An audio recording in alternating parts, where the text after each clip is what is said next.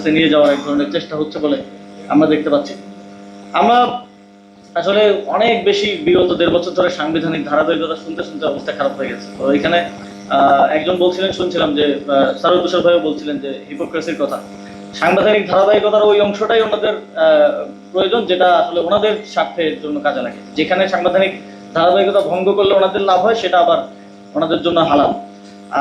যেমন সাংবিধানিক ধারাবাহিকতা যদি রক্ষা করতে যাই, তাহলে তো নির্বাচনটা 29 সালে হওয়ার কথা। এবং আমরা যখন সরকারের দায়িত্বে ছিলাম, শুরুর দিকে আমাদেরকে বিভিন্ন শক্তিশালী ইনস্টিটিউশন, শক্তিশালী যাদেরকে আসলে ডিপ স্টেট বলা হয়, তাদের থেকে আমাদেরকে অফার করা হয়েছিল যে আপনারা শেখ হাসিনার যে মেয়াদ আছে 2029 সাল পর্যন্ত, সেটা শেষ করেন, আপনারা শেষ করেন, আমরা আপনাদেরকে সহযোগিতা করে। তাদের সার্টেন কিছু শর্ত ছিল যে তাদেরকে কিছু কিছু জায়গায় ফ্যাসিলিটেট করা, এবং তারা পুরো রোডম্যাপও করে নিয়ে আসছিল যে বিএনপি নেতাদের তো সাজা আছে, তো সাজা থাকলে সাধারণভাবে নির্বাচন দিলেও তারা নির্বাচন করতে পারবে না। তো তাদের সাজাগুলো ইয়ে না করে আদালতের মাধ্যমে এগুলো লেংদি করে, আপনারা তো জানেন সেটা কিভাবে করা যায়। আদালতের ডেট ঘুরিয়ে ঘুরিয়ে, তারেক রহমানের নিজের নামেও সাজা ছিল, সে যদি সাজাপ্রাপ্ত অবস্থায় থাকতো নির্বাচন হলেও তিনি বাংলাদেশের নির্বাচন অংশগ্রহণ করতে পারতেন না।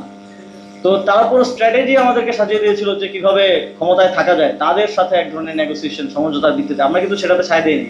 আমরা সবসময় গণতন্ত্রকেই সামনে রেখেছি, এবং সেটার প্রতি কমিটমেন্ট লাস্ট সরকারের ছিল বলে নির্বাচনটা হয়েছে, এবং আমাদের ছিল বলেই আমরা ইভেন নির্বাচন যেন প্রশ্নবিদ্ধ না হয়, সেই জন্য নিজের আগ বাড়িয়ে পদত্যাগ করে চলে এসেছি।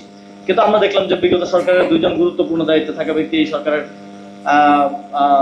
মন্ত্রী পদমর্যাদায় আছেন, যদিও এই সরকার দলই আমাদের পদত্যাগ সে সময় চেয়েছিল নির্বাচনের লেভেল প্লেইং ফিল্ডের এক ধরনের যুক্তি দাঁড় করিয়ে, কিন্তু তারাই এই ধরনের কার্যক্রম এখন করলো। তারাই আগের সরকারের গুরুত্বপূর্ণ 2 জন দায়িত্বশীলকে তাদের সরকারের মন্ত্রী হিসেবে নিল। তো সুতরাং মানে এটা বোঝা যায় যে তারা এই নির্বাচনের লেভেল প্লেইং ফিল্ডকে আসলে ক্ষতিগ্রস্ত করেছে, এবং বিভিন্ন ক্ষেত্রে তাদের সুবিধা পাওয়ার জন্য এই মানুষগুলো যাদেরকে তারা এখন পুরস্কৃত করলো তাদেরকে ব্যবহার করেছে।